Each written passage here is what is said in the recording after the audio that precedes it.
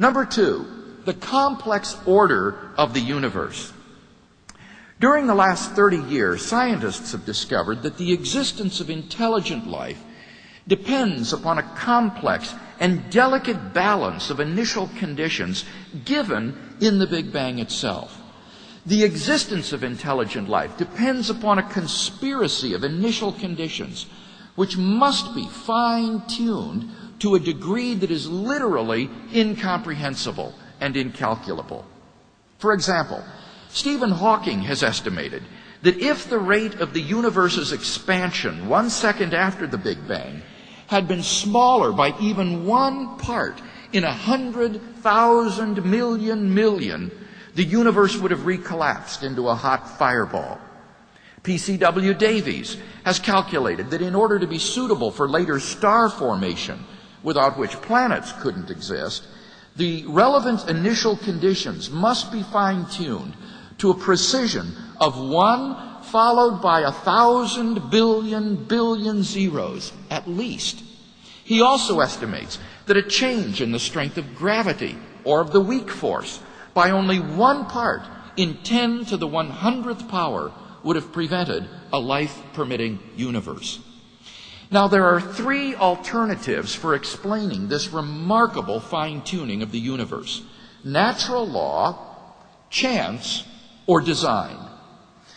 The first alternative holds that the fine-tuning of the universe is physically necessary. But this alternative flies in the face of physics. As Davies explains, there is nothing in present ideas about laws of initial conditions remotely to suggest that their consistency with the laws of physics would imply uniqueness. Far from it. It seems then that the physical universe does not have to be the way it is. It could have been otherwise. And thus the first alternative, natural law, is not very plausible. Well, what about the second alternative, that the fine-tuning is due to chance? The problem with this alternative is that the odds against the fine-tunings occurring by accident are so incomprehensibly great that they cannot be reasonably faced.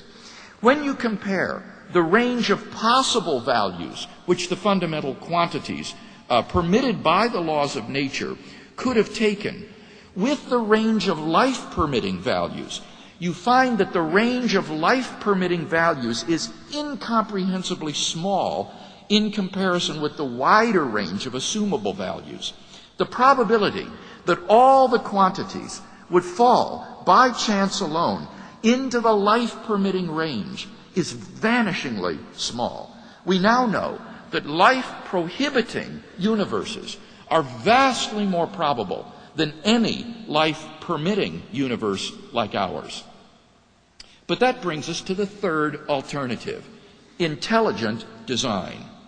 A one-time agnostic, Davies now says, "Through my scientific work, I have come to believe more and more strongly that the physical universe is put together with an ingenuity so astonishing that I cannot accept it as a brute fact." Similarly, Fred Hoyle remarks, "A common sense interpretation of the facts suggests that a super intellect has monkeyed with physics."